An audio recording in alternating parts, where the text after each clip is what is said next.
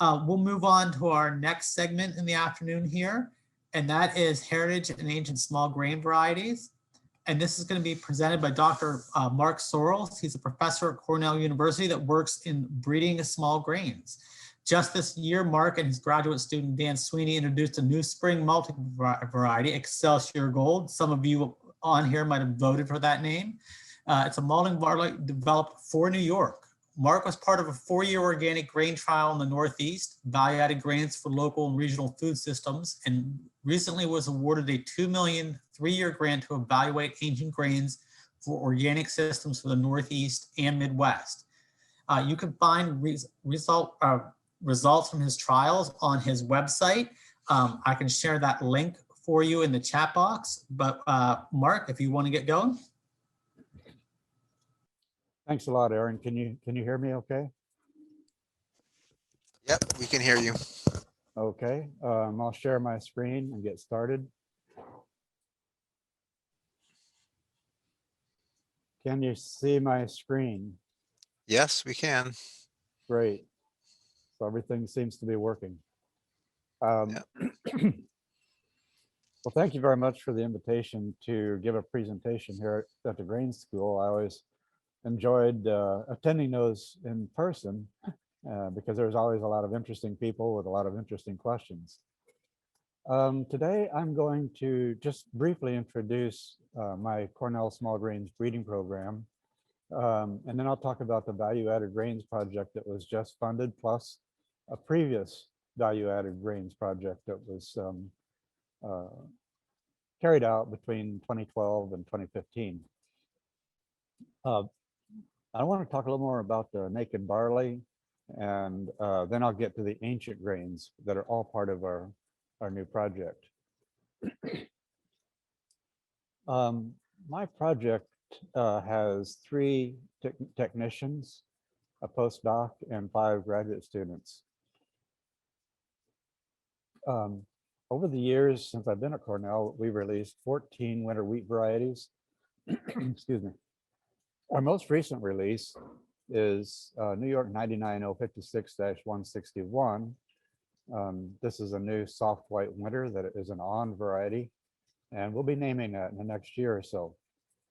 Aaron mentioned Excelsior Gold. This is our new spring malting barley variety that has been bred specifically to perform well in New York State in the Northeast. I've also released 4 varieties of spring oats, a winter barley variety, and the research that we do encompasses breeding strategies. I'm also responsible for statewide testing of soft winter wheat, spring oats, spring barley, winter rye, and we also now are testing some of these specialty grains that I'm going to talk about today. Logically, like all breeders, we focus on grain yield, but in the Northeast, we have particular problems with fusarium head blight and pre-harvest sprouting, so we emphasize those in our breeding program. Our value-added grains for local and regional food systems started September 1 of this past year, and in this project, we are testing variety trials at participating institutions, measuring agronomic and nutritional quality traits, developing free threshing varieties of some of the covered grains. And all of these will be tested under organic management, so we need to develop the best practices for that type of a management system. We will be assessing the market. What is the market for these specialty grains? And how do we develop the value chain, the supply chain? And then lastly, we have a very vigorous research outreach and extension program to educate stakeholders, including farmers, extension personnel, consumers, chefs, and others about the benefits of these specialty food grains. We are collaborating with 5 other institutions. We are the lead institution, and we're responsible for coordinating the project. At the University of Wisconsin, we collaborate with Lucia Gutierrez and Julie Dawson. At Oregon State University, we collaborate with Lane Selman and Alice Formiga. At the University of Illinois, Jessica Rakowski, University of Maine, Ellen Mallory, University of Vermont, Heather Darby. We are evaluating both winter and spring grains of wheat that includes soft wheat as well as hard wheat, naked barley, hulless oats, rye, spelt, emmer, and einkorn. And for all of these grains, we're measuring agronomic and nutritional quality traits under organic management. We take data on the priority traits and we assess them for value in the value-added grains. We develop best management practices for both the Northeast and the Midwest environments. And we focus a lot on post-harvest management for seed storage and threshability. We also work with Oregon State University on another organic research and extension initiative project called Multi-Use Naked Barley. And that's studying and testing both winter and spring naked barley varieties. We've tested them in New York for 3 years so far. And what we've learned is that organic winter barley is very competitive with conventional winter barley. Organic spring barleys, on the other hand, have been difficult because of the vagaries of weather. They don't have the advantage that winter barley has of being established in the spring as soon as good weather allows them to start growing again. We have some disease problems, especially Fusarium head blight and smut. Fusarium head blight, as you know, is a problem because this pathogen produces a mycotoxin that is toxic to humans in quantities of greater than 2 parts per million. So what are ancient grains? Traditionally, the ancient grains refer to emmer, einkorn, and spelt. They're all covered grains. That means that they don't thresh free like cultivated wheat. Instead, the hulls remain attached to the kernel and they have to be removed before it can be used for food products. In some markets, they include, ancient grains include quinoa, buckwheat, amaranth, teff, millet, and sorghum, but they're not actually related to wheat. The ancient grains are not gluten-free. Emmer and einkorn tend to have lower gluten than wheat, and some people find that they can tolerate foods made with those with emmer and einkorn. Spelt, on the other hand, has gluten that's about the same as normal soft and hard winter wheat. The ancient grains have high protein content and some other nutritional benefits. They can be consumed both as whole steamed grains or as flour, and they have a very nice flavor. This slide illustrates what these ancient grains look like. This is diploid wheat that's also called Triticum monococcum, and that's einkorn. And you can see that the hull is still attached to the kernel when it's threshed. This is tetraploid wheat called emmer, and this is what the spike looks like. And it's related to durum wheat, which is used to make pasta. And then lastly, we have the hexaploid spelt, which is related to cultivated common wheat. I mentioned that they have to be dehulled, and this is an example of one of the small dehullers that we used to evaluate in our first OREI project. This is a higher capacity dehuller called the Horn dehuller. And this is what so this is what the grain looks like when it comes out of the dehuller. It never removes all of the hulls on all the kernels. So typically they have to be, the grain has to be sifted out, sorted out with screens and a clipper cleaner. And then some of the hulls that remain can be run through the dehuller again. This whole process is is energy and time consuming, and it runs up the cost of these ancient grains for consumers. So one of the objectives that I'll talk about a little bit is that we're working on breeding uh, varieties of these ancient grains that can thresh free. A little bit more about emmer, einkorn, and spelt. They have not received much attention in the United States. These grains are actually better known and used in Europe. There are places in Switzerland, France, Italy, and the UK where they grow emmer and einkorn, and spelt has been grown continuously in the Mediterranean region for millennia. I mentioned einkorn as a diploid wheat. There's a lot of interest in einkorn by people that have sensitivities to wheat products. Emmer is the tetraploid. It's related to durum wheat, as I mentioned earlier, and it's great as a whole grain, steamed whole grain, and can be ground into flour, made into pasta and bread. Emmer and farro, you've probably heard of farro, they're the same thing. So any recipe calling for farro can use emmer in the recipe. It's a popular grain in Italian cuisine. Spelt, on the other hand, has been grown for many years in New York and Pennsylvania. It's available in health food stores and co-ops. It's sometimes preferred as an alternative to white bread because of its flavor. You can also buy spelt crackers and snacks. And artisan bakers often work with spelt. An example right here in the Hudson Valley is the Bread Alone Bakery in Boyceville. And then there's also the Wide Awake Bakery in Trumansburg, New York.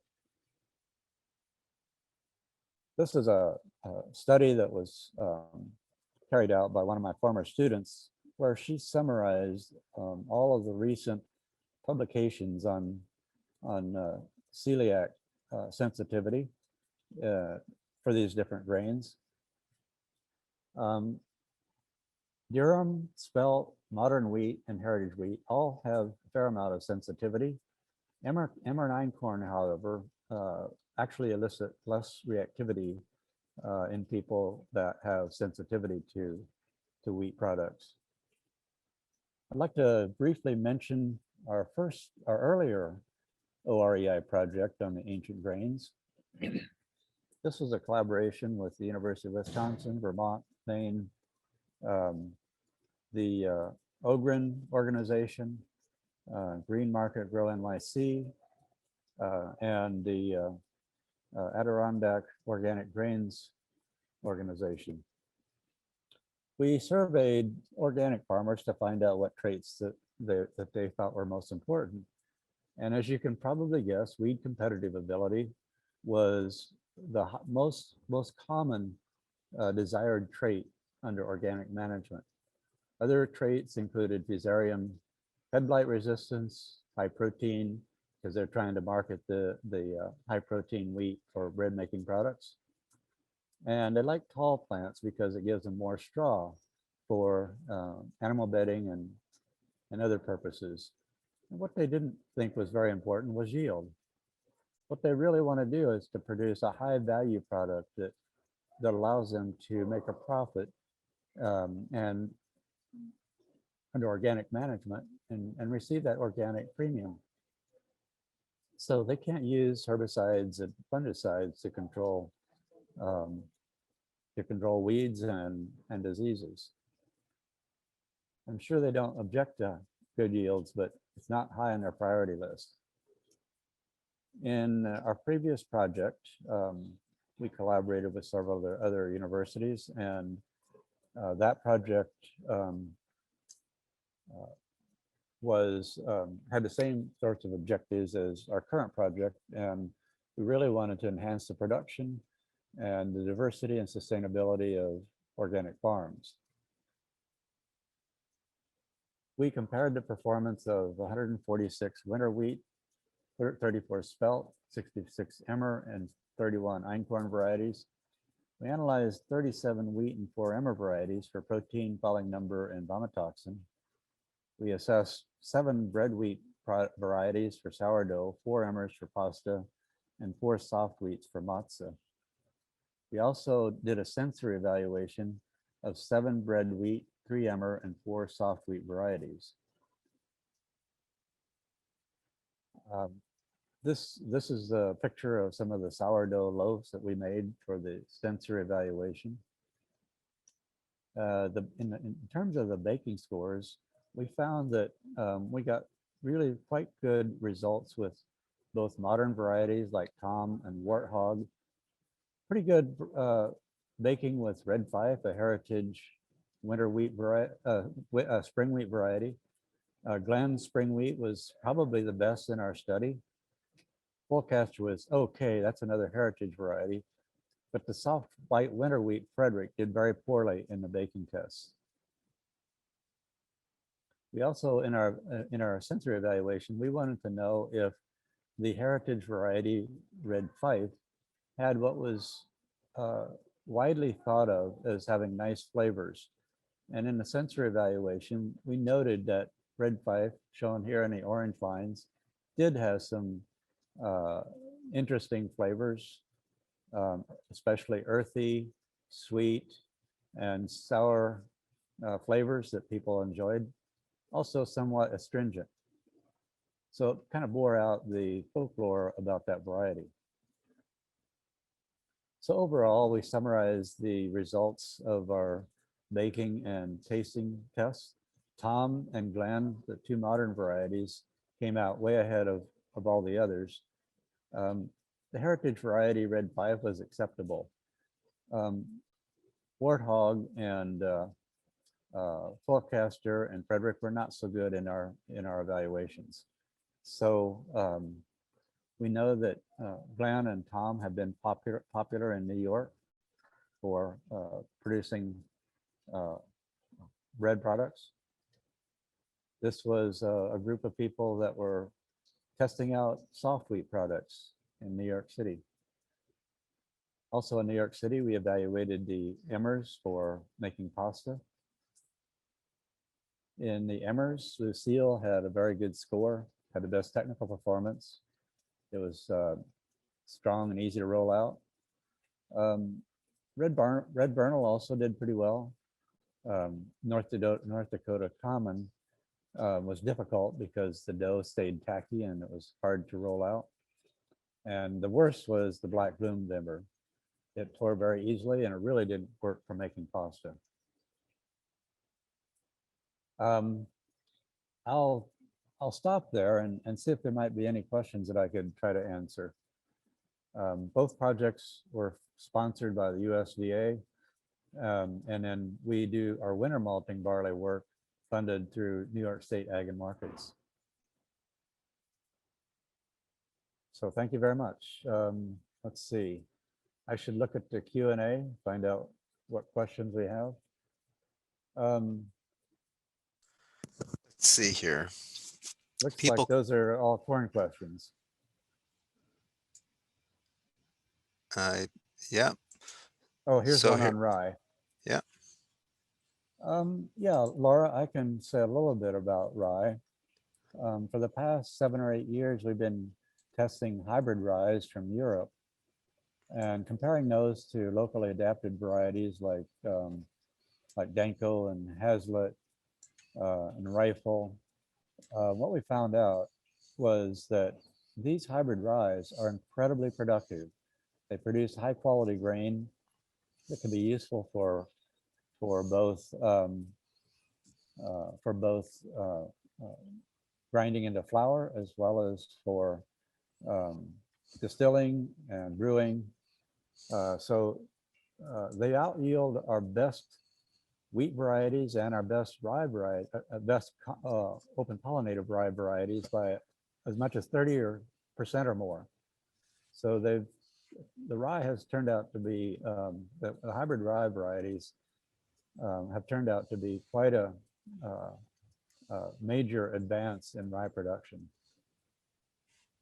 I will stop sharing my screen so that I can see the questions. Oh, there might be something in the chat box. let's see here. I'm trying to look for the questions as well. Don't be afraid to raise your hand if, you just want to be unmuted and then you can speak. Mark, you did have some more questions come in on the Q&A. Yeah. Okay. There's a question on the chat box about distributing my slides, and Yeah. yes, anybody who is interested in seeing the slides, we can make those available. They have to go through Dropbox because they're too big to be sent by email. Yeah, the presentations are going to be posted on the blog. People already have that website. We're going to post the presentations, the recorded meetings, and right now on there is also a list of seed sources because sometimes it's hard to find seed. So, okay, Mark, you can read those questions yourself. I think it might be easier. Clicking on the Q&A, but it won't pop up. Oh, okay. Well, let me. Oh, here it comes. Here it comes. Okay, it's just slow. Next question is by ADAP. Do you know what screens were used to clean einkorn with the Clipper cleaner? I actually don't. I could refer you to maybe David Bencher, my technician, would be able to tell you what screens could be used. I know that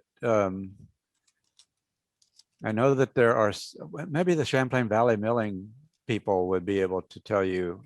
I don't know if they've cleaned einkorn. I think they've cleaned emmer, and there may be other people in the audience that have cleaned einkorn. Einkorn is the most difficult to dehull. We found it. Dehulling einkorn is the most difficult.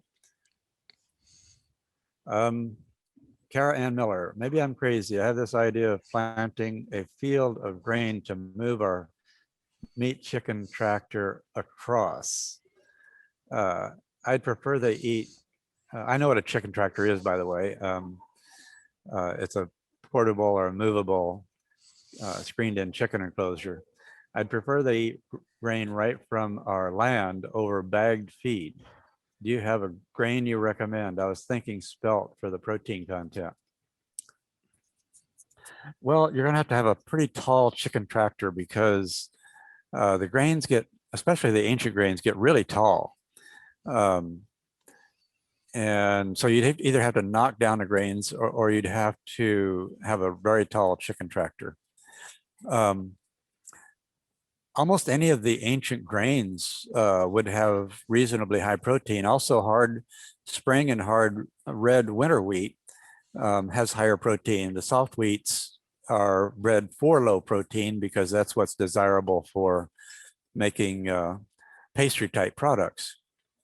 So I think most any ancient grain or any hard spring or winter wheat would have a higher protein. That's what I would recommend.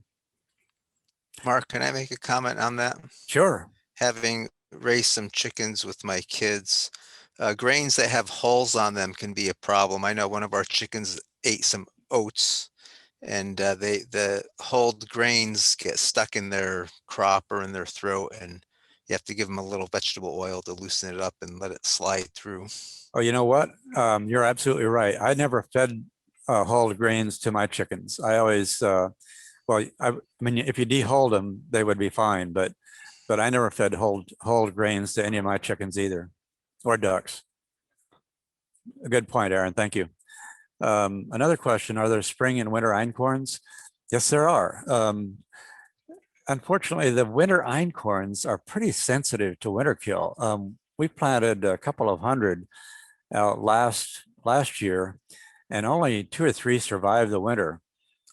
So they really, we're going to try to develop some winter einkorns that are more winter hardy, but the ones we've tested so far did not survive very well.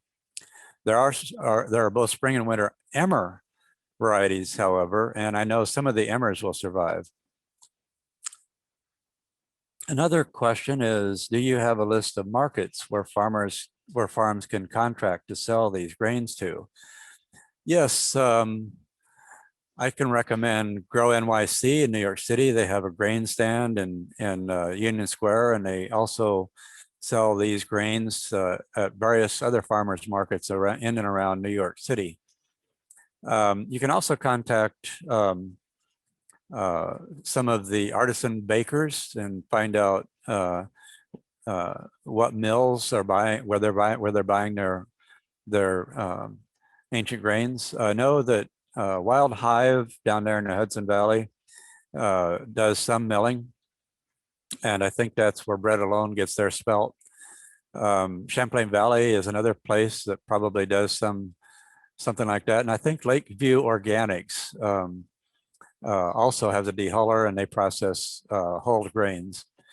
So they would all be places that would be interested in buying your ancient grains.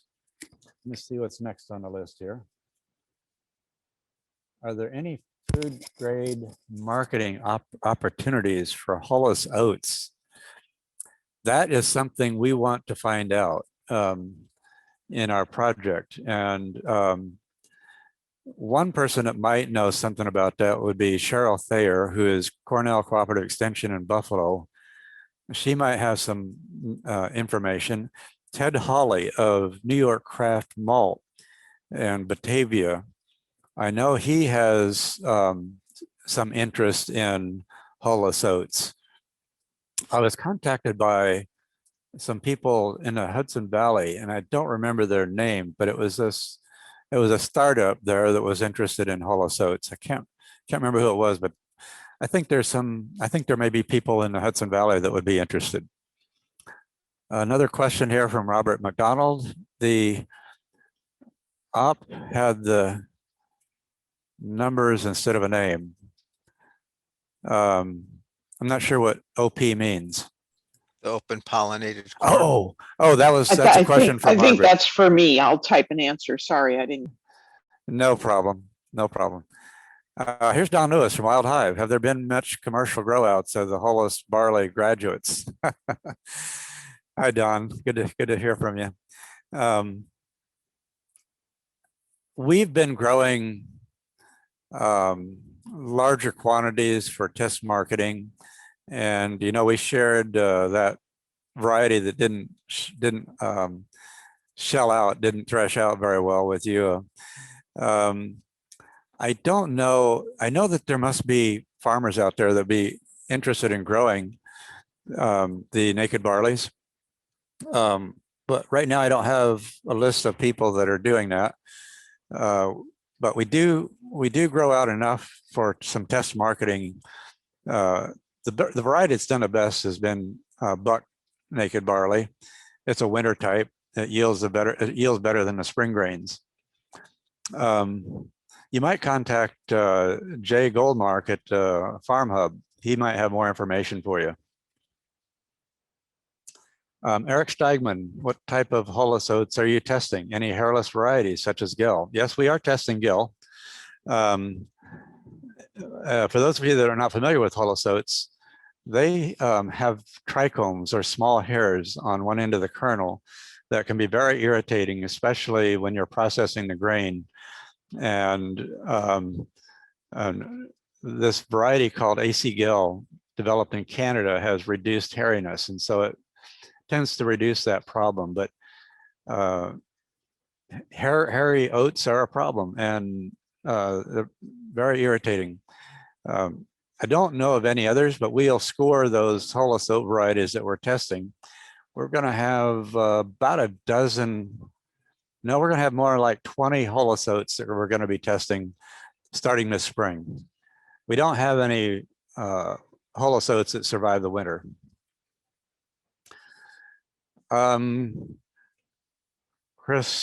Christopher Ross, what seed distributors are offering Cornell's recently developed varieties to smaller scale producers?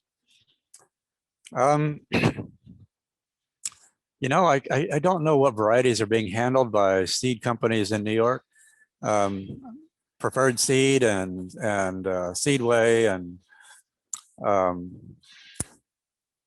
Eldred Farms, they sell some of our varieties, but I don't know exactly what varieties they are offering.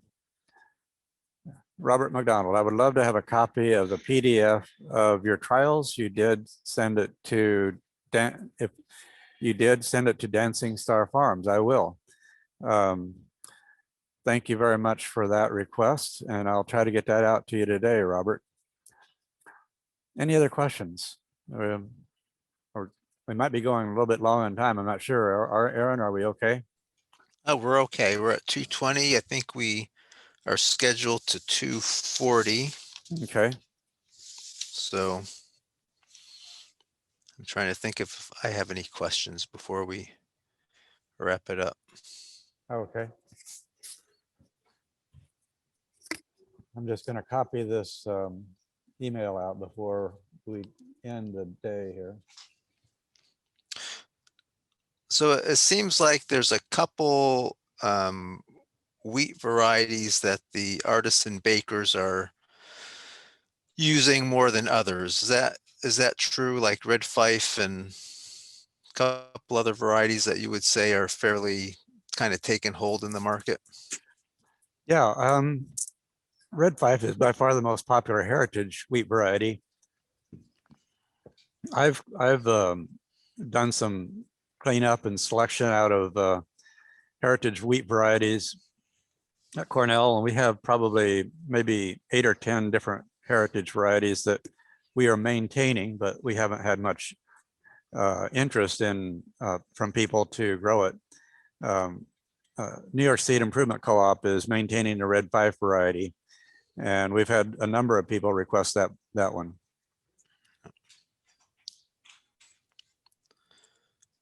So here's a couple more questions in the Q&A box. Can you send the info of the varieties of the hulless oats you were trialing this year?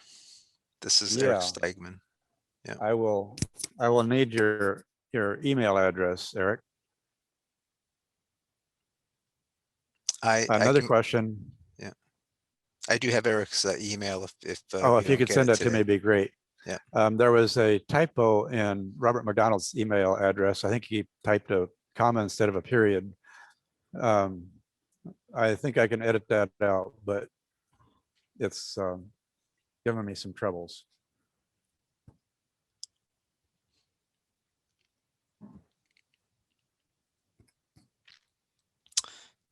Yeah, I think I got that. Okay. Have any trials been done with these grains in no-till systems? That's a very good question. The person that may know something about that might be Heather Darby at the University of Vermont or Ellen Mallory at the University of Maine. If there is any information on it, it's very, very minimal. And for obvious reasons, because in no-till systems, weeds are a major problem, as are diseases. So in no-till systems, no-till organic systems, it's really difficult. In terms of no-till conventional systems, I don't have any data that we've developed. I think that there may be some research at the University of Nebraska on no-till grain planting. So check out the extension publications at the University of Nebraska. I think they were working on no-till systems for small grains. One other comment there to Eric Steigman is that I think 8 or 10 of the hulless varieties that we're testing are actually experimental lines from South Dakota State University. We're testing Paul from North Dakota State University and another experimental from North Dakota State University. Let me think here. I mentioned AC Gell. Let's see. Let me just pull up a list of the varieties that we are testing. We're also testing Buff and Streaker. Both of those are from South Dakota. We're testing an Ontario line, Fuego, Casino, and Navarro. Those last 3 are from Semican in Canada. Here's a email address for Eric. Yeah. And I have another question here from Don Lewis. Is the Red Fife we are testing winter or spring? That's a difficult question to answer, Don. It's actually, you could say it's both, because it will survive New York winters sometimes, but other times it doesn't. So it's sort of a winter, but it is susceptible to winter kill. To be on the safe side, I recommend you plant it in the spring because you don't want to end up with nothing at all. So it can be planted in the fall, but it doesn't survive the winter every time. While you're thinking of your questions, I do want to make a comment. Phil Atkins at the Seed Improvement Association there at Cornell is always looking for growers to grow certified seed. And there's also a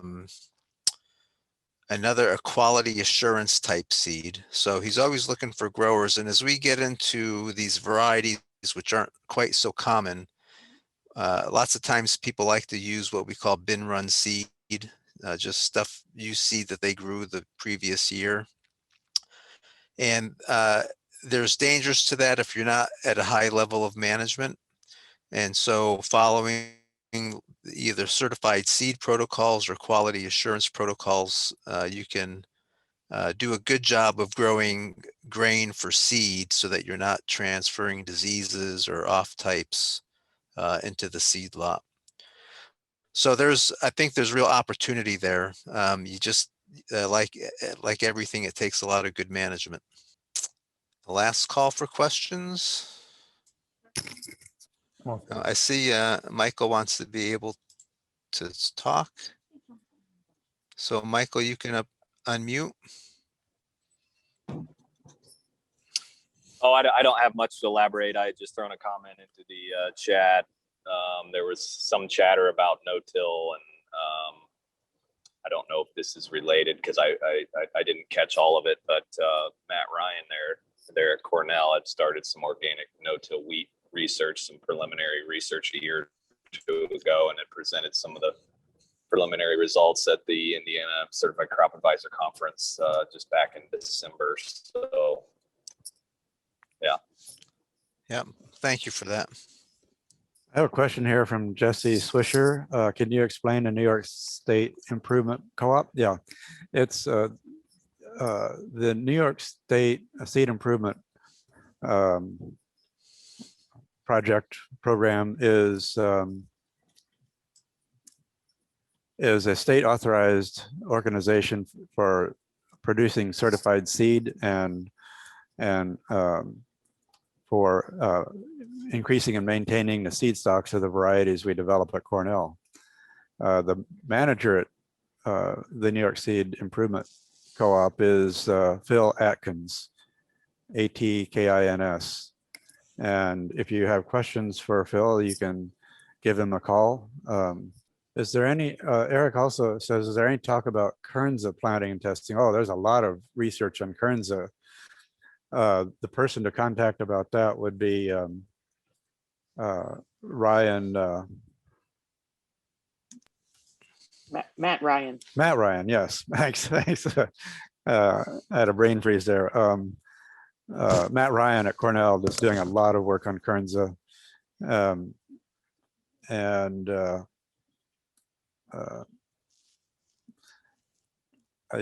know he's doing a lot of agronomic testing. I'm not sure what all he's doing besides the testing the agronomics. He's doing some interseeding trials. Yeah, in the chat there's a comment about Matt Ryan's work on organic no-till. Okay, anything else? There's good discussion. Some very interesting talks. And we're always looking for new opportunities in agriculture, and I think this is some of it. So. Yeah, we're really hoping that we can build up the interest in the specialty grains. It's going to be good for the farmer to sell higher value products and great for the consumer because they will have access to a more diverse nutritious diet. So we're very optimistic about being able to introduce these specialty grains into the Northeast and even into the Midwest. So I guess thank you very much for attending today. And if there's no other questions, I will sign off then. Okay, thank you very much, Mark and Margaret. And there's a lot of other people involved in putting this together. I see Sean is still on. Thank you, Sean, for your talk this morning. And want to thank everybody for attending.